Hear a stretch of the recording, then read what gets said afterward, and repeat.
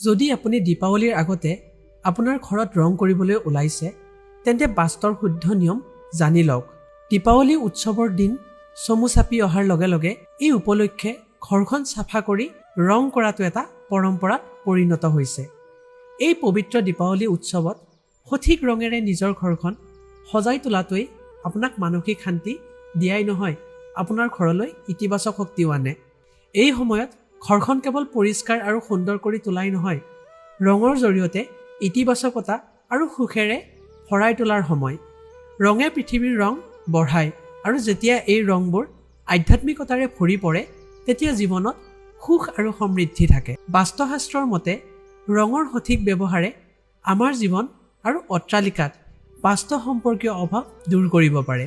এই পবিত্ৰ দীপাৱলী উৎসৱত সঠিক ৰঙেৰে নিজৰ ঘৰখন সজাই তোলাটোৱে আপোনাক মানসিক শান্তি দিয়াই নহয়, আপোনাৰ ঘৰলৈ ইতিবাচক শক্তিও আনে। বাস্তৰ নিয়ম মানি চলক। দীপাৱলীত পূব দিশত বগা ৰং ব্যৱহাৰ কৰিলে আপোনাৰ ঘৰলৈ পোহৰ আৰু উৎসাহ আহিব। পূবমুখী ঘৰৰ বাবে বগা ৰং বাছি লওক। বগা ৰঙে বিশুদ্ধতা আৰু ধনাত্মক শক্তিৰ প্ৰতীক, যিয়ে আমাৰ মানসিক স্বাস্থ্যৰ উন্নতি সাধন কৰে।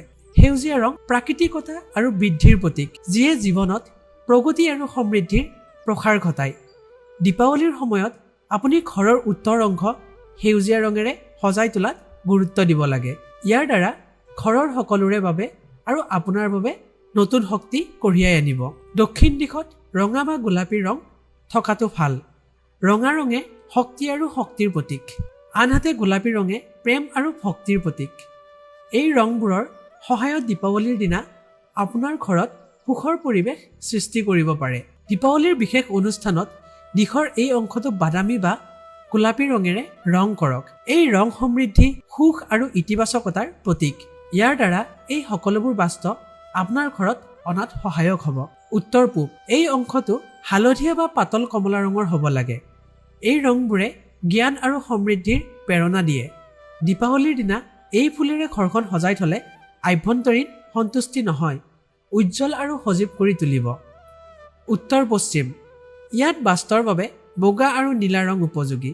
বগা ৰঙে বিশুদ্ধতা আৰু ধনাত্মক শক্তিৰ প্ৰতীক, আনহাতে নীলা ৰঙে শান্তি আৰু স্থিৰতাৰ প্ৰতীক।